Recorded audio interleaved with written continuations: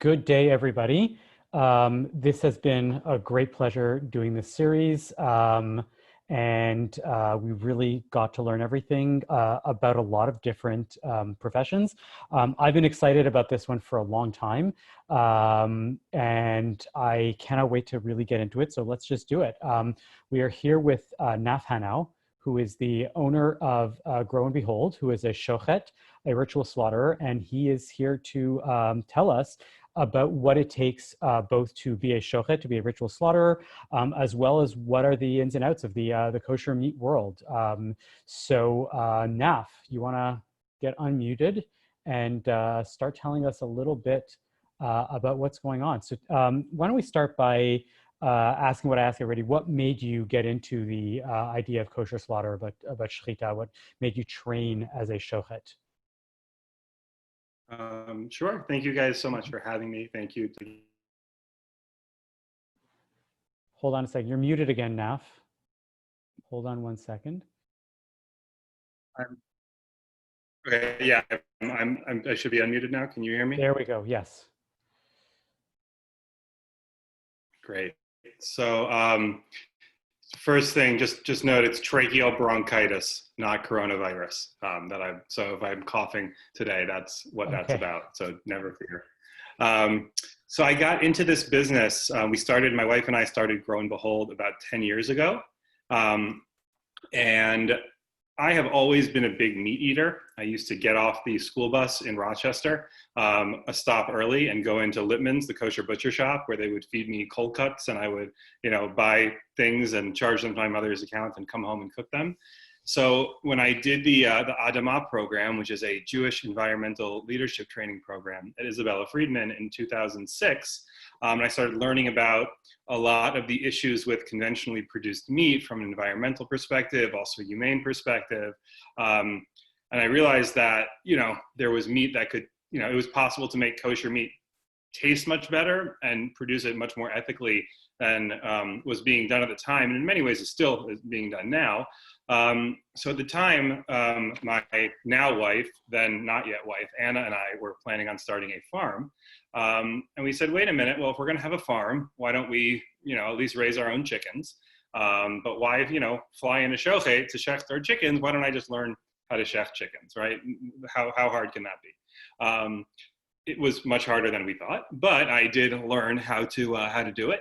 And that's kind of how we got down that road. We were getting married a few years later, and looking at actually a property to purchase on the Erie Canal in Rochester, New York, to ostensibly to farm it. And the farmer wanted way more money for that piece of land than one could ever make a mortgage on, growing food on that land. And we kind of pivoted and said at that point, wait a minute, I know how to take a cow, a steer, and make a kosher steak. And that's not something that's very easy to do, because I like to say I can speak farmer, I can speak rabbi, and I can speak slaughterhouse operator. And those are three very, very different languages, but I can speak them. And that's kind of how we started this business, Grow and Behold. So, we've spoken with various rabbis in the past. We haven't really spoken with farmers. But if we can zoom in a little bit, what does it mean to speak shochet? Right? What does it mean to speak kosher slaughterer for you? And maybe we can get in as a follow-up. What does it take to train as a shochet? So, okay. I'm a certified kosher poultry slaughterer, a shochet. Also trained in deveining forequarters, or removing the front, the forbidden veins. I'm not actually certified to slaughter red meat animals, but I don't look like most shochet, most kosher slaughtermen who work in the industry. Most of them are nowadays mostly Hasidic, but you can use the term ultra orthodox. None of these terms really mean what we think they mean. But the market for who works as a shochet is determined by who's buying the kosher meat, and more of those people are on the far right spectrum. So the shochtim who work in the modern world are Hasidic, maybe very right-wing yeshivish, etc. And they just come from a certain culture, and they come with that perspective that maybe their first language is Yiddish. They grew up in the yeshiva world, and I grew up in what you can call a modern Orthodox home in Rochester, New York, but both my parents were New Yorkers. I went to day school. I went to spend time in yeshiva, so I can speak to them. It's just a question of being able to relate to people and to understand where they're coming from, how do they approach their work, and how to connect with them. In the last couple of years, this has held less true as our business has really started to grow. But I said for very many years in the beginning that I don't like to pay anybody to work in this business to do something I haven't done, or something I don't know how to do. At this point, thank God I have really good managers, because I don't know how to manage a customer service department. And I don't really need to learn that at this point, but I have good people to do it. But in terms of a lot of this day-to-day work, and the Shechita was very important for me to learn and train in that role so that I would be able to kind of hire well and relate to the people who, for my business, do a very, very important job. Sort of like in the, when I've worked in kitchens in the past, the best executive chefs are the ones that have started as dishwashers, moved up to just, being able to like handle the cold station, handle the fish station, being able to move up through the ranks so that you actually know what the people under you are going through or around you are going through in order to be able to do that. So what does it take to train to be a chef? So the first thing it takes is meeting the prerequisites. So technically speaking, right, who can be a shochet? Not who can be a shochet, who can shecht? The Torah is very clear in the Torah way of saying, V'zavachta kasher tziviticha. You will slaughter it like I told you to. That's what God says, right? So you will slaughter it means any Jew will slaughter it, like I said, which means the right way, i.e. by shechita, and that's the only meat we can eat. So we take that to mean that actually any Jew has both the ability and the obligation to perform shechita. Now this does not mean that everybody here on the call can start shechting their own meat, but in terms of how it is applied in a halachic and a Jewish law fashion, it means that were anybody who is a halachic, who is technically Jewish, to perform slaughter correctly, then the meat is kosher after the fact. Whether or not we say the person should, whether or not anybody else would actually eat it, the meat is kosher. But who can actually be a shochet? That has been, and even now for hundreds of years, the rabbis and the texts are saying that has to be somebody who's God-fearing, right? A Sabbath observer, because how are you going to trust somebody to do this correctly? There are a lot of ways in which the shochet can be the only one who knows if the animal he just slaughtered is kosher or not. Like a shochet a shechita can go wrong in a way that only the shochet will say, no, it's not kosher. So you have to trust that person that they take this stuff seriously. So they have to be a Sabbath observer. They have to be God-fearing and known in the community, i.e. accountable to people. They have to be moderately literate in Jewish text. Absolutely do not have to be a scholar or an expert, which is why I'm here, because I am neither one of those things. But they have to be literate, which my Rebbe described as be able to read a little Gemara with Rashi, again, literate. Then they have to learn the texts, right? And there's the most basic way in which you become a shochet is you shecht 3 chickens in front of a high-level rabbi, not like, not necessarily another shochet, or you'd call a Mora d'Asra, or somebody who's a rabbi of a kashrut agency, somebody who's an expert and known and accountable. But if you slaughter 3 chickens in front of that person, you can be granted Kabbalah, a license. It gets a lot more technical than that. There's also the process I went through was quite rigorous. It was in some ways like an apprenticeship. So it was months of study, practical knife training. You have to be able to sharpen a knife perfectly. You have to be able to repair a knife. One of the practical tests, which took me many attempts to pass, was my rabbi taking my knife, turning around so I couldn't see him, dinging the knife in a few places, or 3 knives in a few places, and I would have 1 hour to get those knives back to perfect condition. So when you actually practically go for your test, the rabbi will actually examine your knives and take a look at them and make sure, they're properly done. He might actually do the same thing to you to make sure you didn't have your teacher, make your knives perfectly, etc. The practical test is still done. I slaughtered 3 chickens on a Friday afternoon on Troy Avenue in Crown Heights. Actually, funny enough, about a half a mile from where I live today. There's a couple other notes. Excuse me one moment. So you'll note that I did not say you have to be a man to be a shochet. The texts are actually pretty interesting about that too. There's basically 2 different books that are used as the source text for practical shechita. One, which I learned, is called Simla Charasha, which means a new dress, and it's a compilation of those laws. The other one is called the Beit Yosef, and I think it's used more in the Sephardi circles.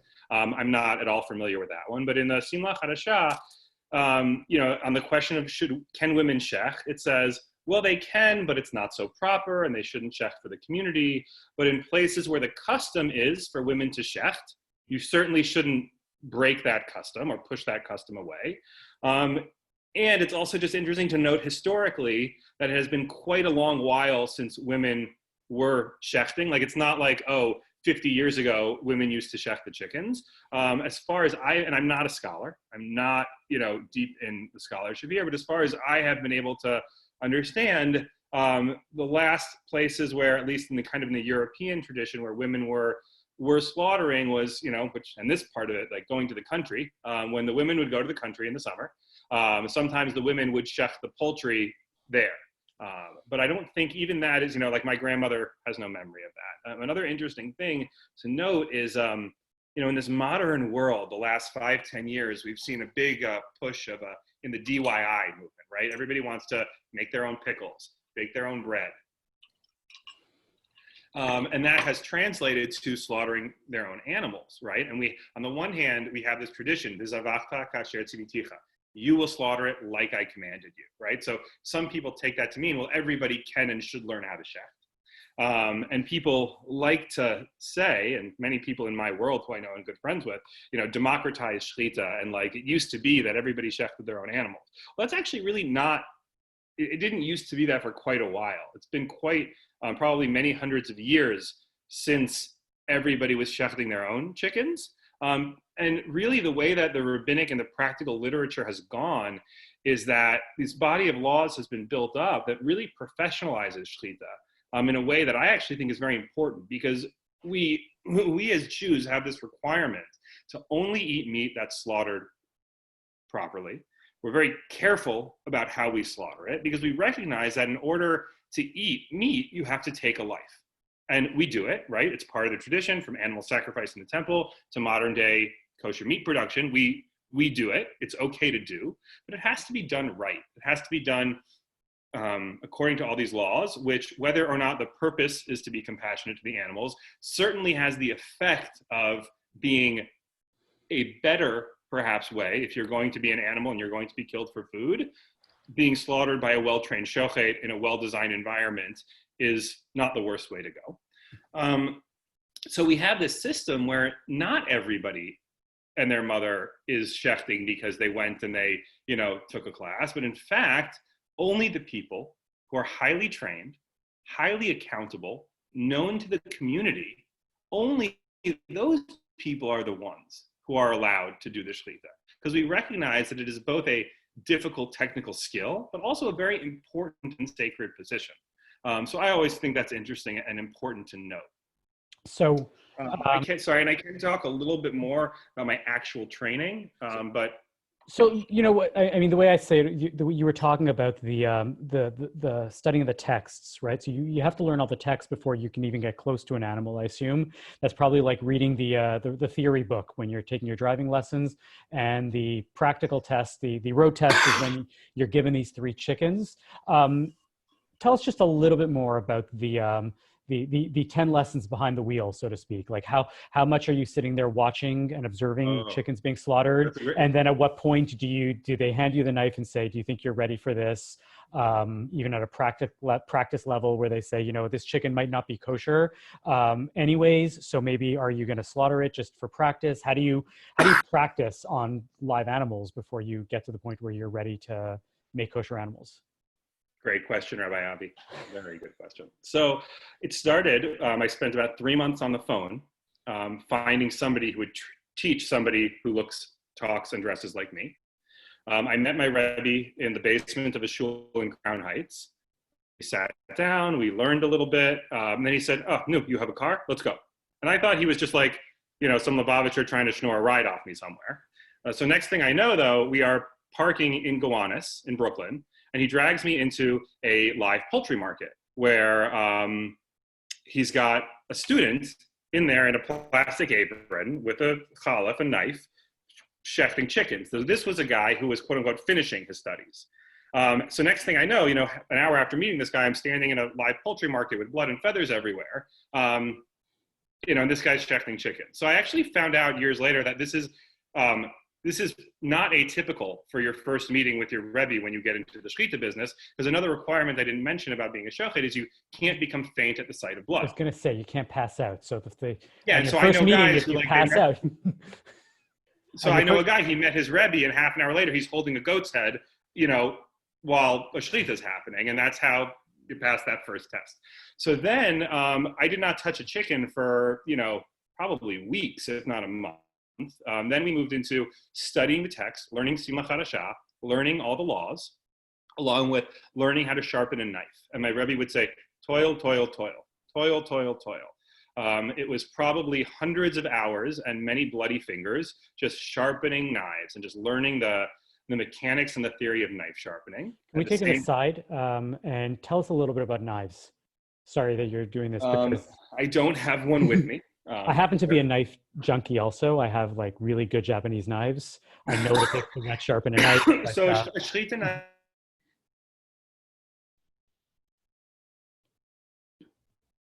it's kind of like in that it I'll draw it. One moment.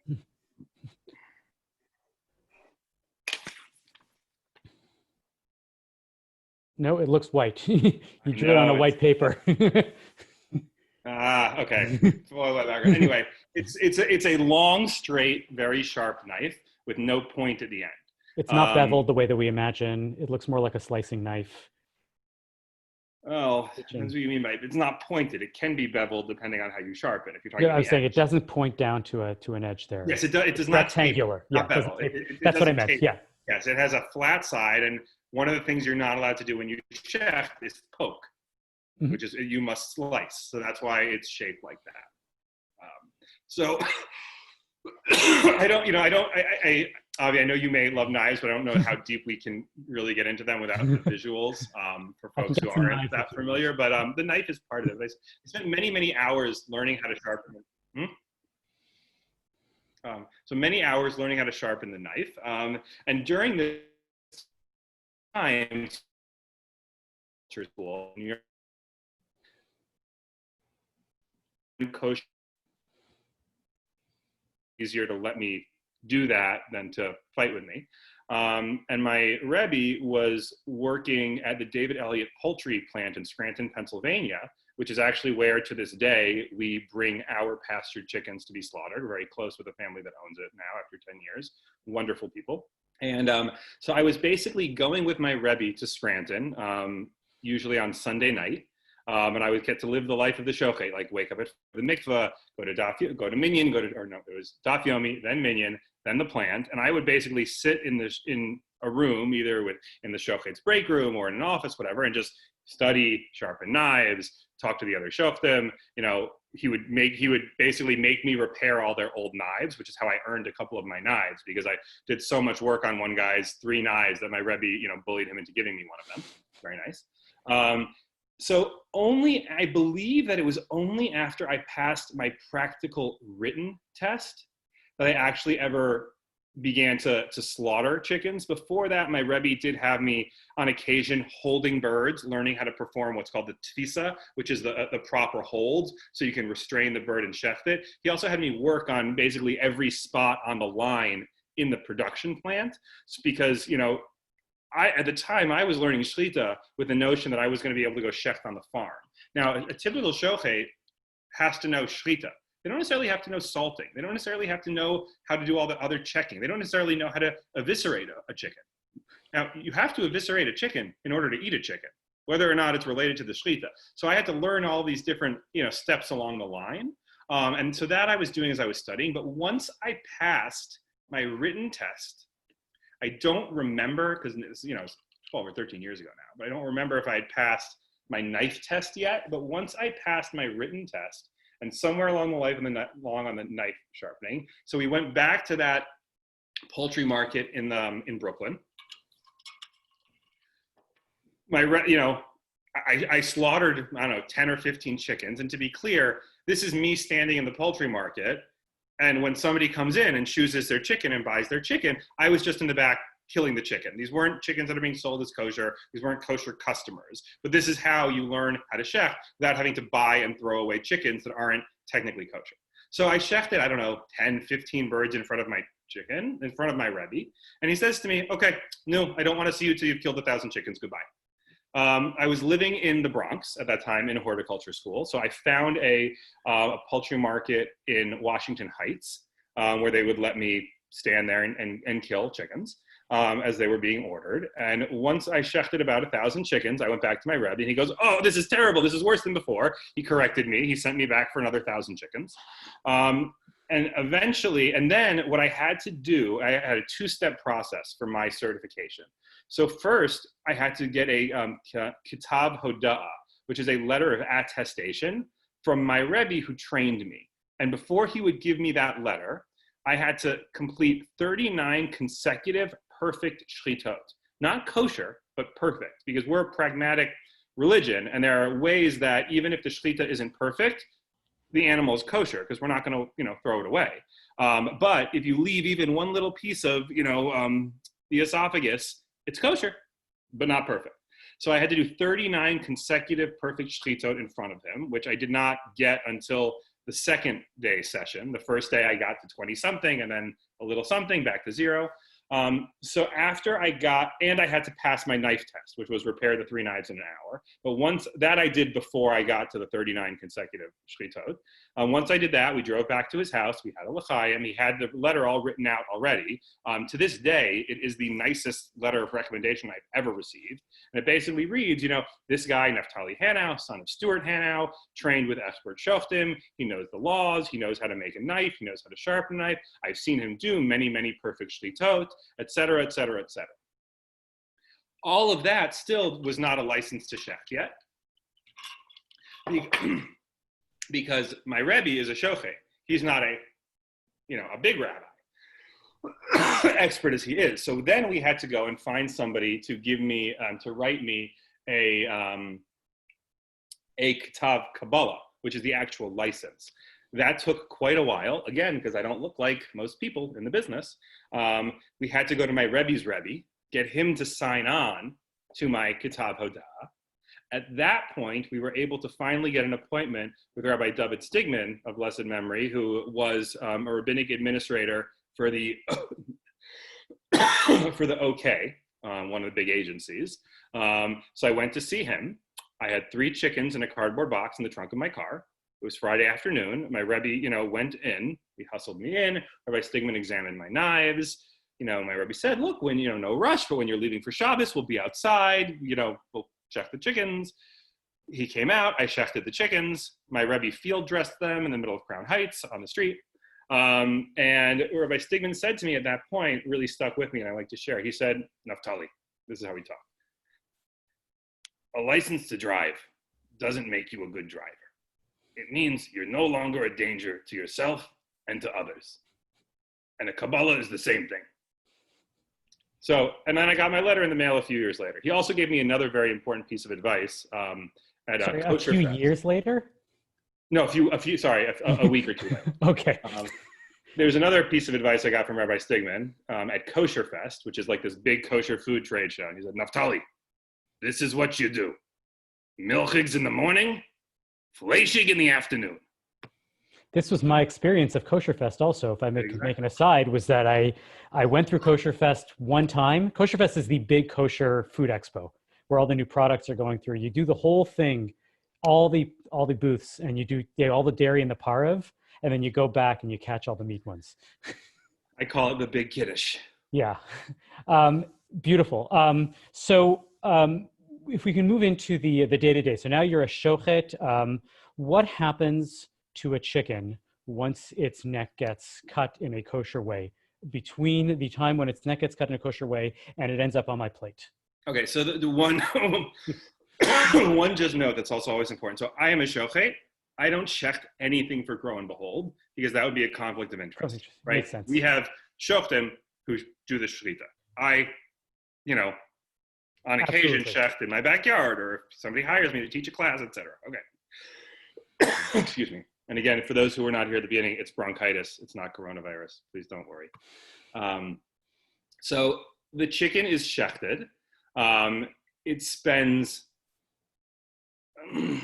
10 to 30 seconds in a cone or in some sort of, kind of a stable position while it goes through the pirkus, which is the convulsions that happen as it dies, and it starts to bleed out.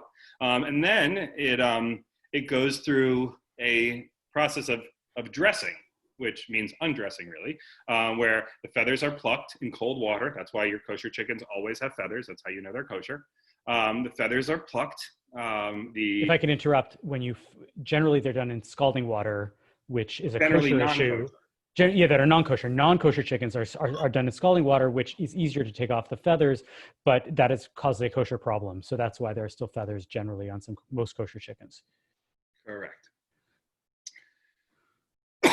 So the chickens are eviscerated, right? The insides are removed. A cursory inspection is done on the innards of the chicken to make sure it's healthy. There are various conditions that any animal could have that could render it treif.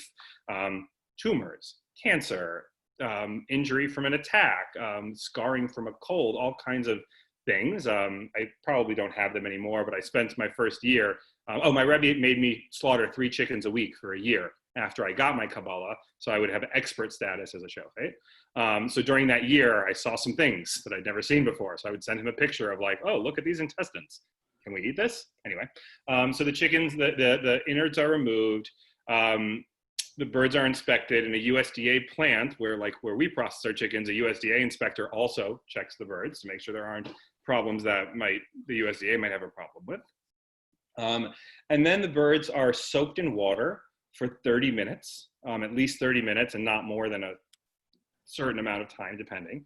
And then they're salted, which means covered in salt to remove more of the blood. This process is called the koshering process.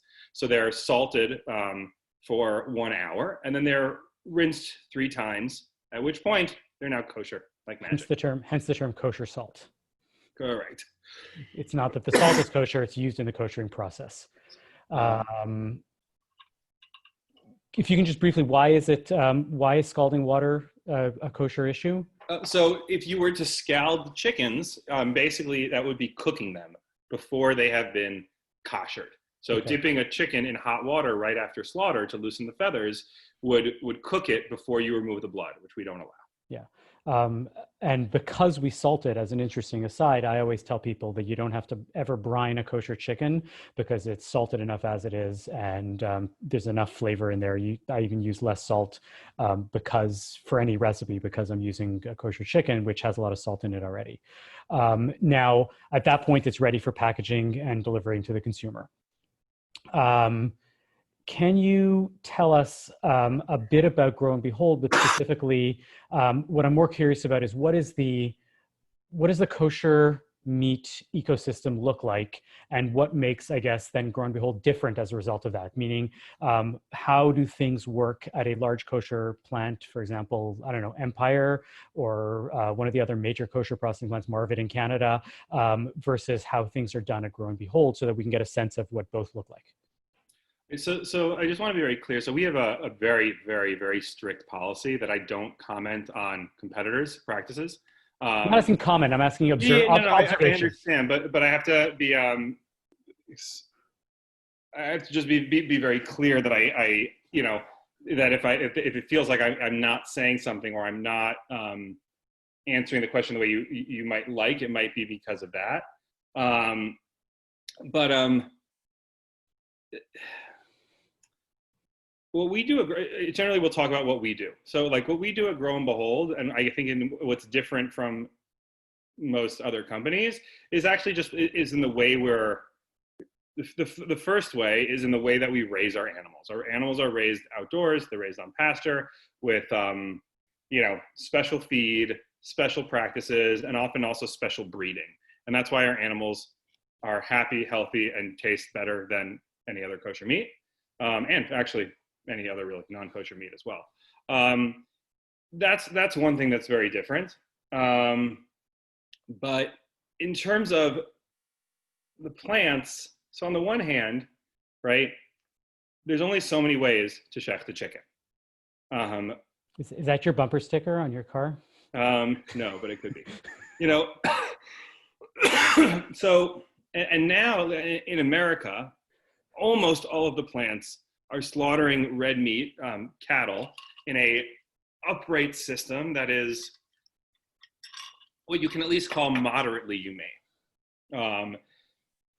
We at Grow and Behold only work with very specific and relatively small because they're still, may not be quite as small as you'd imagine because you have to achieve some efficiencies in order to just produce meat in a way that's even cost effective. But so we work with a small number of smaller slaughterhouses where I actually have very personal relationships with the workers and the owners. We're very careful to work with plants that pay their workers fairly, that are small enough that they can take the time to handle the animals well. On some level, you could have the most beautifully designed slaughter restraint system, but if the people who are responsible for moving the cattle from the pen into the box aren't properly trained or don't care, it's a disaster. On the same vein, if your shoftim don't understand what your values are, it can also be a disaster. But all of that stuff really starts at the top. So we are very careful to work with small plants that we know. I spend a lot of time in these places. I know the people very well. At different times in the business and the career, I spent more or less time at those places. I was in our chicken plant every time we chefted chickens for about 2 years. Now I go to the chicken plant, sometimes when I drive from New York to Rochester for a holiday to go with my family and say hello, because I know the owners extremely well. We share simchas. I know what's going on. I know the workers, and I don't have to be in there both supervising the practices in the same way, but also supervising just the processing. But it depends, like when various points are scaling up, or when there's staffing changes. I spent the first 3 months of 2019 running the butcher shop ourselves because the guy who had been managing our red meat butcher shop production facility for like 3 or 4 years left to start his own business in a different field. So I restructured, retrained, and I was there. I was in the plant every day for 3 months. Right now, I'm in our sausage facility because we had reopened, not Corona related. There's some ownership changes, and I've basically been in there full time for the last 4 weeks, running the production, getting things going. I think the difference is really on some level one of size. But again, it's not for me to comment on what other businesses do. Are they good? Are they bad? Not asking for that at all. Appropriate. No, absolutely not. What I was more curious about is like, I don't know if you have any sense of like what the numbers are like.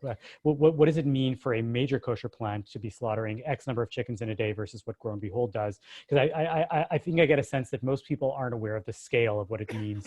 So the bigger, excuse me, the bigger chicken plants are probably slaughtering 50 to 100,000 birds a day. The plants that we work in have a capacity that's more like 15,000 birds a day. Okay. Some plants, there are other plants that we work with for specific things like duck that have a capacity for more like 5 to 6,000 birds a day. Okay. Red meat, so the big plants could slaughter 150 to 200 head of cattle in a day, whereas there are other plants that might be doing 50 to 70. Whereas in our plant, we might be doing more like 30 to 40, and some lambs. Or if we're Okay. doing 30 to I 40, think probably not too many lambs. that's a great picture in terms of what scale means for most people versus for you.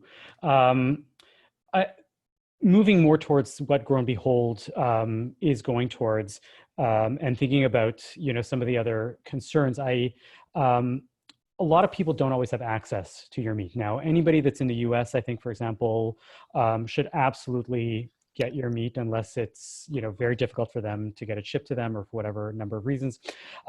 Would you, as somebody who thinks about these things ethically, what would you tell people who ask you, or I'm sure people ask you, I can't get Grow and Behold meat. I want to eat kosher, but I also want to eat ethically. What should I be doing? So look, we ship everywhere in the U.S. So I'm in Canada. yeah. So and for those who are out of the U.S., it's very difficult. We have a lot of inquiries in Canada, and I don't know the market, so I can't, and I wouldn't comment anyway on specific producers there, so I can't say anything. There are other situations, like we have a lot of customers who have our orders shipped to a receiving place right, south of the border and go pick it up. People ask us, oh, who's like you in Israel? And it doesn't seem like anybody is. The reality is, and people ask me, I think, Rabbi Avi, you did, like, oh, well, I want to start Grow and Behold in Canada. Or people say things like, oh, but why don't you come to the West Coast? Why don't we start here? It's a very difficult business. There's a lot of costs.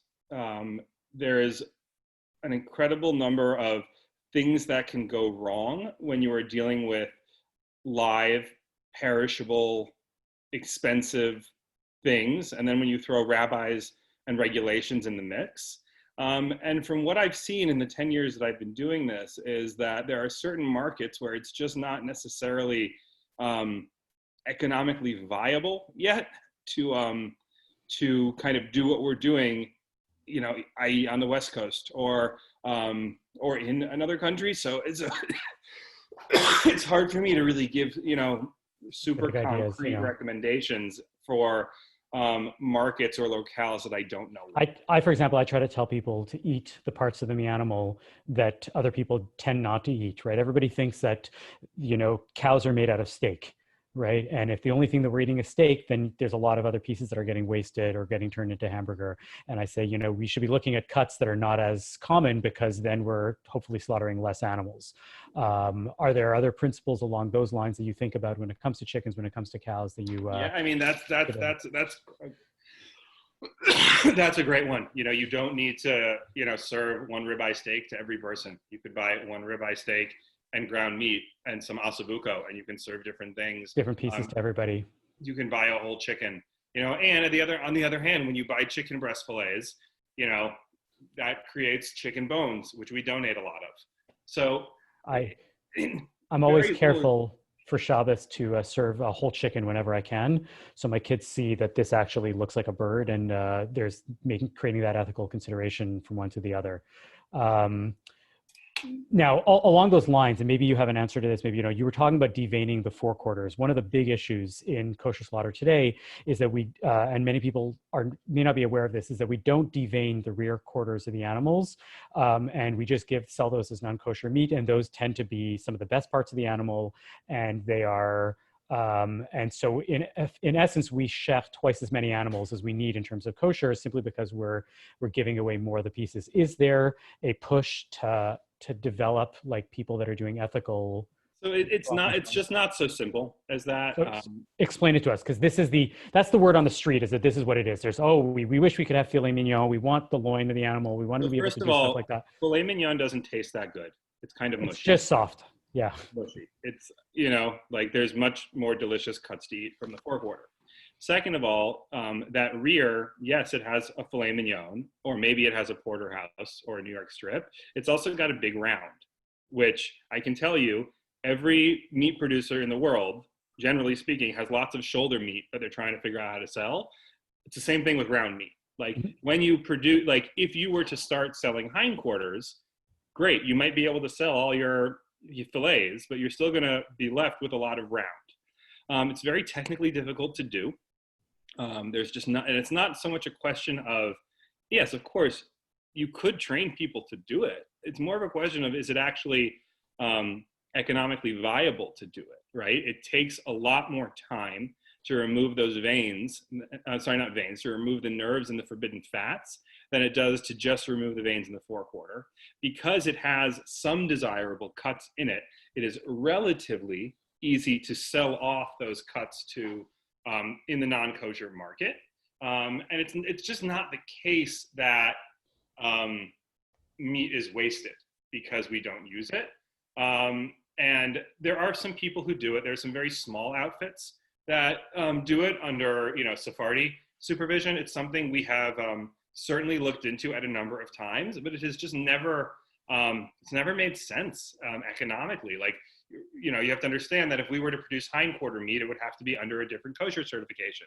We can't process that meat in the same room at the same time as we're processing our other meat. All of a sudden I have to, I'm selling another different line. So it's just, So at the end of the day, what you're saying is it's really for the people that have this strong ethical desire to get that done, because even for those who have, ethics are... No, I'm not, I want to be very clear.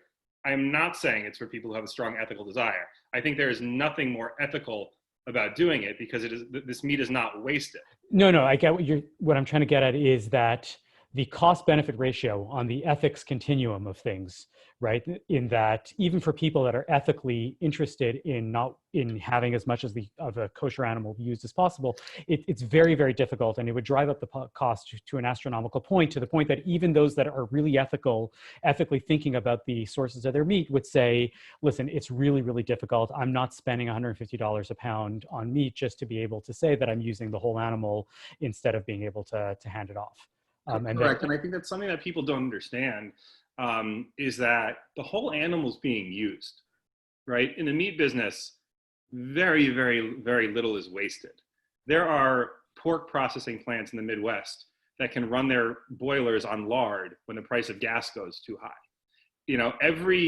Everything is being used, and that's a place that people don't really realize, but actually that's a place where bigger plants are actually more efficient than smaller plants, because when you have, 40 truckloads of innards, you can do a lot more than you can if you have half a truckload of innards per week. But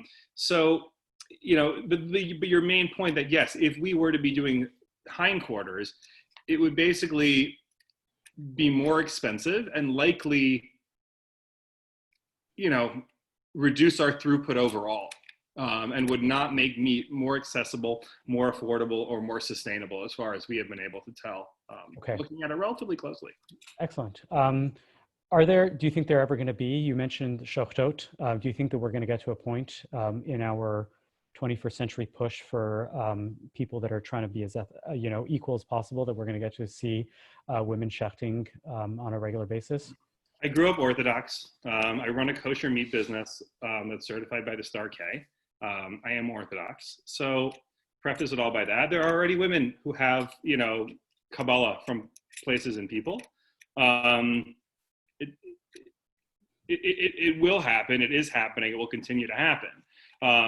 It's really more of a question of, are you going to eat it? Are you not going to eat it? Etc. Like, is there ever going to be meat you can buy that was shechted by a, Jewish renewal shochetet? I don't know. Maybe. And if there is, maybe there'll be people who will buy it. I can't, do I think it's particularly likely that it would be accepted and there'll be enough of a market for it? Probably not, but it's not for me to tell other people what to do. Okay. What are your, you've already told us a bunch of really interesting stories. And, we spoke offline about the goat shechita at the first Isabella Friedman food conference that I was at and that Julie was at and you were at. Are there any really, really interesting stories from the field that, illustrate the how, you know, untypical things can happen sometimes, and interesting and maybe even fun. Oh, they're not fun. Last summer, it was our nanny who's been, with us for 5 or 7 years.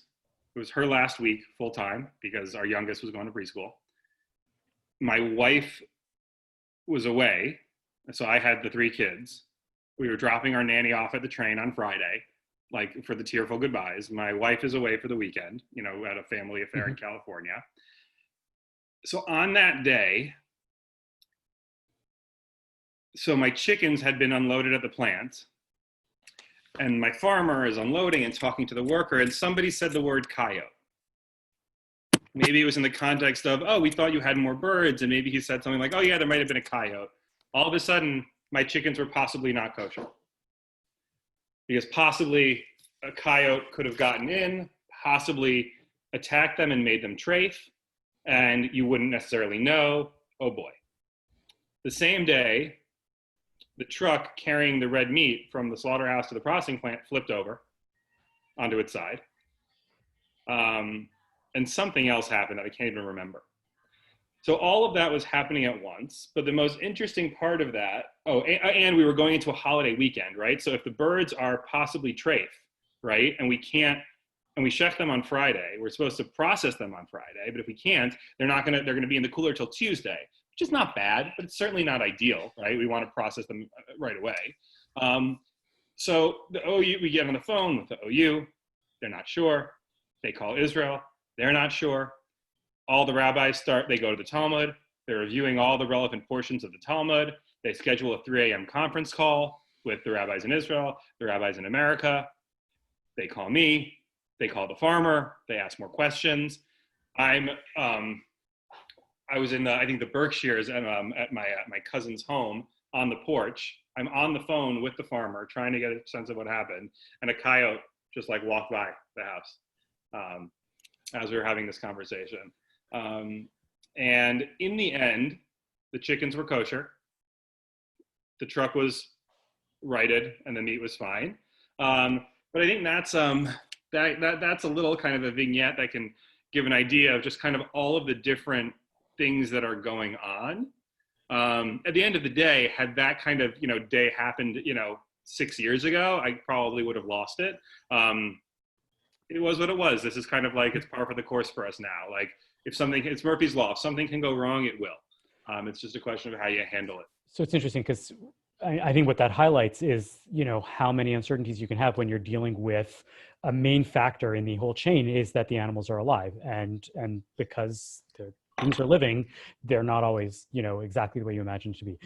2 more questions before we're done. I want to be mindful of everybody's time. One is a question from the chat. They want to know how you can, what are the ethics behind the veal that you sell? Oh, great. So we sell rose veal. We have this great little farm that we work with in West Virginia, where they grow a special breed of cattle, and the veal calves are raised on pasture with the mother till they're naturally weaned, usually between 6 and 9 months. And then they move to another pasture where they hang out together with the other boys, the dudes, and they hang out and they eat some grass, they eat some grain, they're chilling until they're big enough, and then we shech them. It's called rose veal. It's called rose veal because it tastes like veal, but the meat is red, more like beef, and it cooks like grass-fed, like lean grass-fed beef, but it tastes like veal. So it's a little different to cook. It's not like the fatty veal chops you're used to from the buffet, but it is quite delicious. We do not produce a huge amount of it. We typically, get 2 to 4 kosher animals a week. The kosher rate is pretty high, but it is a small herd. It's a very specialty item, but it is quite delicious. Okay, amazing. Where do you see the future of shechita and kosher meat going in 5 years, 10 years, 20 years?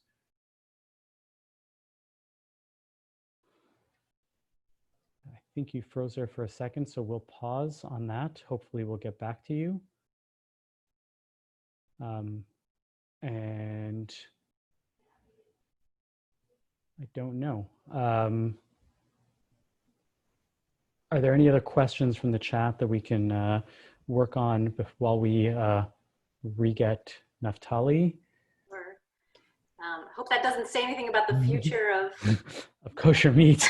kosher meat. I think there was still some questions about the actual process of the slaughter. Are they lifted upside down? Do they go on a moving platform? And is there an ethical certification? Okay, interesting. Well, we'll wait for him to come back, maybe just 1 minute. You see me? There we go. Yes, now we see you. So where's the future of kosher slaughter going? In 5 years, 10 years? I mean, pretty much where it's been for many hundreds, if not thousands of years. You know, one of the things I like to point out is that Shrita is just one piece in a kind of technology, right? Like Shrita is not going to change. Hasn't changed, isn't going to change. What changes is the machinery in the slaughterhouse. It used to be that the slaughterhouse was on the river, powered by water, and the waste went back in the river. Now we have electricity and hydraulics. So advances in processing will move. The fact that Shrita requires the animal be killed by hand by a trained person is kind of always going to ensure some level of personal attention to each animal slaughter, and is going to be some level of a check on mechanization. You cannot check by machine. Not happening, which is going to, that's a big deal. But, you know, the essence of it isn't going to change too much. Interesting. Okay. Well, is there anything that you want to say that we haven't covered yet before we move on? All right. Well, thank you so much, Naf. I really hope that everybody that's in the US goes and gets your meat, and I hope that everybody that's close enough to a border in Canada finds a drop site just over the border and tries to organize buying clubs. I'm already having people asking me about this, and we'll see what we can do once the borders open up.